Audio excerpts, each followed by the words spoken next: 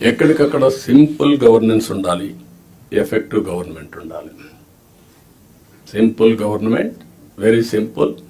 నేను అందుకే మొన్న వచ్చినప్పుడు చెప్పాను, నేను వచ్చినప్పుడు పరదాలు కట్టడం, చెట్లు నరికేయడం, రెడ్ కార్పెట్లు వేయడం, స్కూల్స్ క్లోజ్ చేయడం, బలవంతంగా మొబిలైజ్ చేయడం, నేను పోతూ ఉంటే మనుషులందరూ నిలబెట్టేయడం ఒక అర్ధగంట. This are all not required. మేము కూడా మాకు ఒక హోదా వచ్చింది ప్రజలకు సేవ చేయడానికి. ఆ సర్వీస్ చేయడంలో ప్రజలకు ఇన్కన్వీనియన్స్ కలిగించడం కరెక్ట్ కాదు. నేను పోలీసులు కూడా పదే పదే చెప్పాను, అది తూచా తప్పకుండా పాటిస్తాం.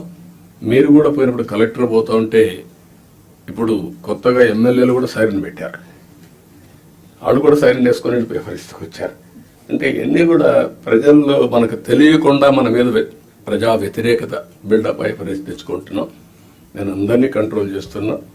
అడ్మినిస్ట్రేషన్ టోటల్గా ఒక సర్వీస్ మూడ్లో పోవాలి తప్ప ఒక అధికారాన్ని చలాయించే మూడ్లో పోవడం మాత్రం కరెక్ట్ కాదని మీ అందరికి కోరుతున్నా.